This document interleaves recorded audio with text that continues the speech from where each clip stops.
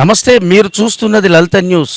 ఈరోజు మనం ఒక ప్రత్యేకమైన విషయంతో మీ ముందుకు వచ్చాను. ఎందుకంటే సోమవారం 4వ తేదీ మధ్యాహ్నం 3 గంటలకు మున్సిపల్ వైస్ చైర్మన్ మహమ్మద్ ఫరీద్పై అవిశ్వాస తీర్మానాన్ని ఆమోదించడం కోసం ప్రత్యేక సమావేశం ఏర్పాటు చేశారు అవిశ్వాస తీర్మానంపై.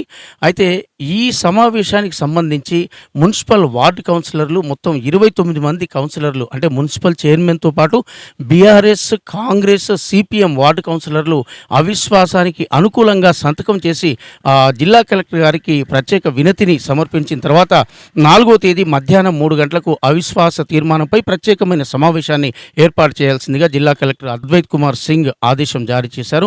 ఈ మేరకు నోటీసులు జారీ అయ్యాయి. అయితే ఈ నేపథ్యంలో కొందరు వార్డు కౌన్సిలర్లని ఒక నాయకుడు, అంటే బీఆర్ఎస్కు సంబంధించిన ఒక కౌన్సిలర్ సీనియర్ నాయకుడు వార్డు కౌన్సిలర్ సుమారు 20 మందికి పైగా వార్డు కౌన్సిలర్లని ఆ క్యాంపుకు తీసుకెళ్లినట్లు కూడా సమాచారం వస్తుంది. అయితే మొత్తానికి 29 వార్డు మెంబర్లో సుమారు 19 మంది వార్డు కౌన్సిలర్లు బీఆర్ఎస్ పార్టీకి సంబంధించిన వారే ఉన్నారు.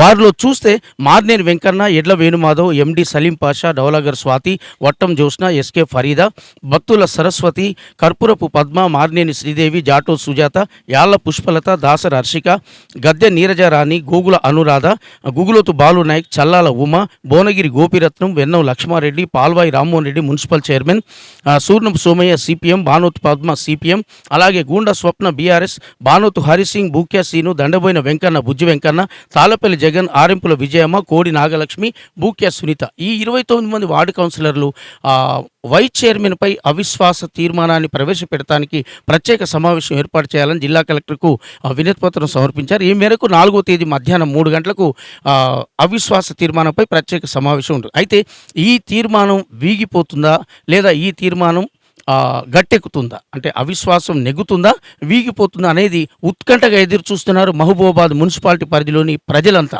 అన్ని రాజకీయ పార్టీలు, నాయకులు, మేధావులు, విద్యార్థి నాయకులు, ఇలా ప్రజలందరూ కూడా ప్రతి చోట ఇదే విషయాన్ని చర్చించుకోవడం. 4వ తారీఖు రాని వచ్చింది.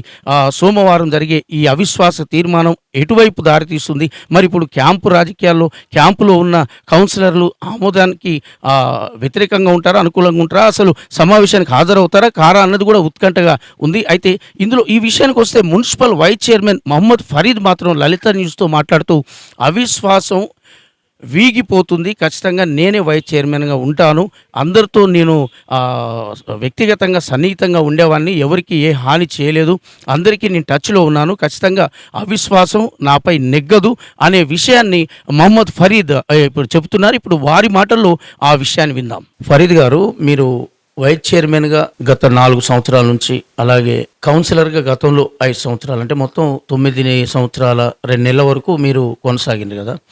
మరి ఇప్పుడు అవిశ్వాసం అనేది మీ మీద ఎందుకు పెట్టాల్సి వచ్చింది? అందులో బీఆర్ఎస్ కౌన్సిలర్లు కూడా ఉన్నారు, మరి దేనికోసం అవిశ్వాసం పెట్టిండ్రు? వాస్తవం కూడా నేను కూడా ఊహించలేదు, నాపై ప్రత్యేకంగా ఒక వైస్ చైర్మన్ హోదాలో ఉన్నటువంటి నాపై కౌన్సిలర్స్ అవిశ్వాసం పెడతారని.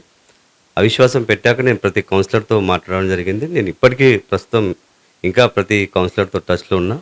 ఇప్పటికీ నాకు ఒక నమ్మకం ఉంది, ఏదైతే అవిశ్వాసం 4వ తేదీన మున్సిపల్ కార్యాలయంలో ఏర్పాటు చేస్తున్నటువంటి ఎన్నికల్లో పూర్తిగా నాకే అందరు సహకరిస్తారనే విశ్వాసం ఉంది. ఏ రకంగా ఉందా విశ్వాసం? ప్రతి కౌన్సిలర్స్ అంటే మీరందరూ, అంటే పట్టణ ప్రజలు చూస్తున్నారు, మీడియా విలేకరులు అందరికీ కూడా తెలుసు, 4.5 సంవత్సరాల పరిధిలో ఒక వైస్ చైర్మన్ హోదాలో ఉండి నాపై ఎక్కడ కూడా ఒక నేను చేస్తున్నటువంటి కార్యక్రమాలు కావచ్చు, నేను చేస్తున్నటువంటి ఏదైతే నేను బాధ్యతగా వైస్ చైర్మన్ హోదాలో ఉండి ఏ ఒక్క కౌన్సిలర్ కానివ్వండి, లేక డిపార్ట్మెంట్ పరంగా కానివ్వండి, ఎక్కడ కూడా ఎటువంటి వివాదాస్పదంలో లేను. నేను ఆల్ ఆఫ్ సడన్ ఒక ప్రభుత్వం మారినాక ఎమ్మెల్యే గారు ఇక్కడ ఓటమి బీఆర్ఎస్ పార్టీ అభ్యర్థి శంకర్ నాయక్ గారు ఓడిపోయాక జరిగినటువంటి పరిణామాలు ఏవైతే ఉన్నాయో వీటిని దృష్టిలో పెట్టుకొని నేను ఇప్పటికీ ప్రతి కౌన్సిలర్తో మాట్లాడుతున్నా, నాకు అందరు కూడా సహకరిస్తారని పూర్తి విశ్వాసం ఉంది. మరి అసలు మీరు వైస్ చైర్మన్గా ఉన్నప్పుడు మీరేమైనా అంటే ఆరోపణలు ఎదుర్కొన్నారా? మరి ఎవరితోనన్నా ప్రత్యర్థులుగా భావించి మరి మీరు ఉన్నారా? ఇప్పుడు బీఆర్ఎస్ సంబంధించిన వాళ్ళే వైస్ చైర్మన్ అవుతారనే ఒక వాస్తవాన్ని అంటే బయటికి ప్రచారంలో ఉంది. మరి అట్లాంటప్పుడు గవర్నమెంట్ మారిన తర్వాత కాంగ్రెస్ అధికారంలో ఉంది కాబట్టి కాంగ్రెస్ వైస్ చైర్మన్ కావాలి, మరి ఇప్పుడు బీఆర్ఎస్కు సంబంధించిన కౌన్సిలరే వైస్ చైర్మన్ అవుతారనే ప్రచారంలో ఉంది. మరి ఇది అంటే మీకేమనిపిస్తుంది విషయం?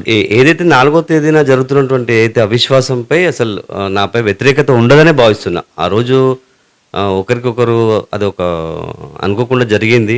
ఇప్పటికి ప్రతి కౌన్సిలర్స్ అందరూ కూడా ఇప్పుడు ఇంతకుముందు కూడా మీకు చెప్పిన మాట అదే. నేను ఒకటే మాట చెప్పదలుచుకున్నా. నేను పార్టీలకు అతీతంగా ఏదైతే మహబూబాద్ మున్సిపాలిటీలో ఉన్నటువంటి 36 మంది కౌన్సిలర్స్ ఒకరు జరిగిపోయారు. ఇప్పుడు ఉన్నటువంటి 35 మంది కౌన్సిలర్లతో నాకు మంచి సన్నిహిత సంబంధాలు ఉన్నాయి. అన్న అని, తమ్ముడు అని, అక్క అని, ఇట్లా సోదర భావనతో నేను మలుచుకుంటున్నాను. వాళ్ళకి కావాల్సినటువంటి వైస్ చైర్మన్ హోదాలో ఉండి నేను చేయాల్సినటువంటి ఏదైతే బాధ్యతమైనటువంటి పనులు ఉన్నాయో అవి చేశాను. ఎక్కడో ఒక్కడ చిన్న ఎవరికి అంటే 35 మందిలో ఒక ఇద్దరు ముగ్గురికి నా వల్ల ఎక్కడైనా రాజకీయ పరంగా నా వల్ల ఏమైనా ఇబ్బంది అయిందో అది కూడా కాలేదనుకుంటున్నా పూర్తిగా. కానీ తెలియదు, ఎక్కడో ఒక చిన్న వాళ్ళ మనసులో ఆలోచనలు వేరే ఉంటేనే ఇదంతా జరిగింది. కాబట్టి నేను ఉన్నటువంటి మెజారిటీ కౌన్సిలర్ అందరినీ కూడా నేను ప్రత్యేకంగా వాళ్ళని కలిశాను, మాట్లాడాను. వారితో నేను సంప్రదింపులు చేశారు. వారు కూడా నాకు హామీ ఇచ్చారు. నాకు ఏదైతే ఈ 4 సంవత్సరాలు సహకరించిందో ఇవి రానున్నటువంటి 8 నెలలు కూడా నాకు సహకరిస్తారని మాట ఇచ్చారు. అదే ఓవరాల్గా ఈ సోమవారం అంటే 4వ తేదీ మధ్యాహ్నం 3 గంటలకు జరగబోయే అవిశ్వాస తీర్మానం ఏదైతే ప్రవేశపెట్టినరో ఆ సమావేశంలో మీరు ఆ అవిశ్వాసం వీగిపోతుందనే విషయాన్ని నమ్మొచ్చా? ఖచ్చితంగా నమ్మదు. ఎందుకంటే మెజారిటీ కౌన్సిలర్స్ అందరూ మా బీఆర్ఎస్ పార్టీకి సంబంధించిన వారు ఉన్నారు. మా పార్టీ సీనియర్స్ మాట్లాడుతున్నారు. మా పార్టీకి సంబంధించినటువంటి మాజీ శాసనసభ్యులు మాట్లాడుతున్నారు. ఎమ్మెల్సీ గారు మాట్లాడుతున్నారు. ఆ పార్టీ పరంగా పూర్తిగా వాళ్ళే బాధ్యత తీసుకొని నాకు సహకరిస్తారని నమ్మకం. ఫరీద్ గారు, మరి ఎక్కడైనా కాంగ్రెస్ గవర్నమెంట్ వచ్చింది, బీఆర్ఎస్ గవర్నమెంట్ పోయింది. ఎన్నో ప్రాంతాల్లో ఆ చైర్మన్, వైస్ చైర్మన్ మీద అవిశ్వాస తీర్మానం కాంగ్రెస్ కౌన్సిలర్లు పెట్టడం, దాంట్లో కొందరు బీఆర్ఎస్ వాళ్ళు కూడా చేరటం, ఇది సాంప్రదాయంగా జరుగుతుంది ఎక్కడైనా కూడా. మరి ఇక్కడ వైస్ చైర్మన్ తొలగించండి అని చైర్మన్ కూడా సంతకం చేయటం ఎంతవరకు కరెక్ట్ అంటారు? మరి అది ఎందుకు చేయొచ్చు? అప్పుడు ఉన్నటువంటి పరిస్థితుల్లో చైర్మన్ గారు మరి మెజారిటీ కౌన్సిలర్సా లేకపోతే కౌన్సిలర్స్ అందరూ కూడా చైర్మన్ గారిని కూడా రిక్వెస్ట్ చేయొచ్చు. నేను కూడా చైర్మన్ గారితో ప్రత్యేకంగా ఏం మాట్లాడలేదు.